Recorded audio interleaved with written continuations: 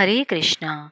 हिंदू धर्म में सभी व्रतों में एकादशी का व्रत सबसे महत्वपूर्ण और श्रेष्ठ माना गया है। हर महीने में 2 एकादशी व्रत पड़ते हैं। पौष मास के कृष्ण पक्ष की एकादशी को सफला एकादशी कहते हैं और इस बार सफला एकादशी 7 जनवरी रविवार के दिन है। श्रीमद् भगवद गीता में भगवान श्री कृष्ण ने एकादशी तिथि को अपने ही समान बलशाली बताया है। सभी एकादशियों में नारायण भगवान के समान ही फल देने की सामर्थ्य है। इस दिन भगवान विष्णु की पूरे विधि विधान से पूजा आराधना करने से जीवन में सभी प्रकार के सुख, समृद्धि और सौभाग्य की प्राप्ति होती है और अंत में मोक्ष मिलता है। तो आज की इस वीडियो में आप रसपान करेंगे सफला एकादशी के संपूर्ण व्रत कथा का। चंपावती नगरी में एक महिष्मान नाम का राजा राज्य करता था। उसके 4 पुत्र थे। उनमें राजा का सबसे बड़ा पुत्र लुम्पक महापापी था। वह पापी सदा पर स्त्री और वेश्यागमन और दूसरे बुरे कामों में अपने पिता का धन नष्ट कर देता था। सदैव ही देवता, ब्राह्मण, वैष्णवों की निंदा किया करता था। जब राजा को अपने बड़े पुत्र के कुकर्मों का पता चला तो उन्होंने उसे अपने राज्य से निकाल दिया। तब वह सोचने लगा कि मैं कहाँ जाऊं, अब मैं क्या करूं। उसने चोरी करने का निश्चय कर लिया। दिन में वह वन में रहता और रात्रि को अपने पिता की नगरी में चोरी करता और प्रजा को तंग करता और उन्हें मारने का कुकर्म करता। कुछ समय बाद सारी नगरी भयभीत हो गई। वह वन में रहकर पशुओं को मारकर खाने लगा।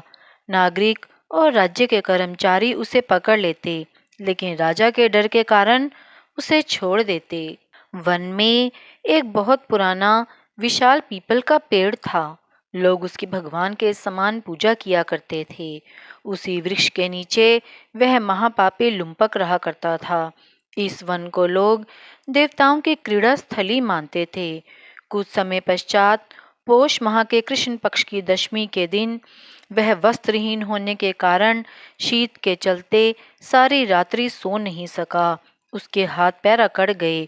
सूर्योदय होते होते वह मूर्छित हो गया। दूसरे दिन एकादशी को मध्याह्न के समय सूर्य की गर्मी पाकर उसकी मूर्छा दूर हुई। गिरता पड़ता वह भोजन की तलाश में निकला।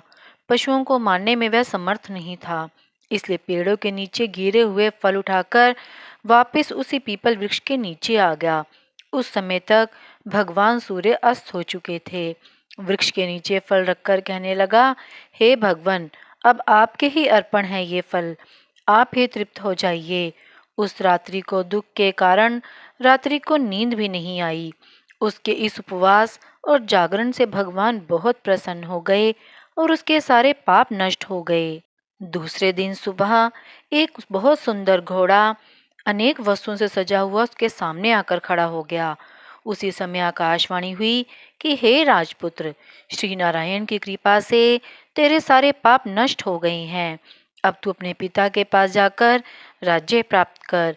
ऐसी वाणी सुनकर वह बहुत खुश हुआ और दिव्य वस्त्र धारण करके भगवान आपकी जय हो कहकर अपने पिता के पास गया। उसके पिता ने प्रसन्न होकर उसे समस्त राज्य का भार सौंप दिया और स्वयं वन में तपस्या करने चले गए।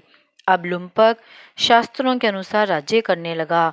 उसके स्त्री, पुत्र आदि सारा परिवार भगवान नारायण का परम भक्त हो गया। वृद्ध होने पर वह भी अपने पुत्र को राज्य का भार सौंपकर वन में तपस्या करने चला गया और अंत समय में बैकुंठ को प्राप्त हुआ।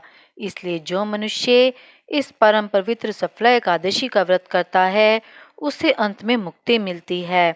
इस सफला एकादशी के महात्म्य को पढ़ने से या सुनने से मनुष्य को अश्वमेध यज्ञ का फल मिलता है। कहते हैं कि कोई भी मनुष्य अगर अज्ञानतावश भी एकादशी के दिन प्रभु के नाम का स्मरण कर ले तो उसे पूर्ण फल की प्राप्ति हो जाती है।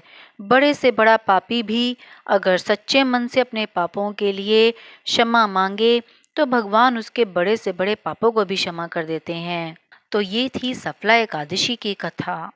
अगर आपने अभी तक मेरे चैनल को सब्सक्राइब नहीं किया है तो आप मेरे चैनल को सब्सक्राइब करें ताकि आपको मेरे आने वाली वीडियो की नोटिफिकेशंस मिलती रहें। आप मेरी वीडियो को ज़्यादा से ज़्यादा लाइक और शेयर करें।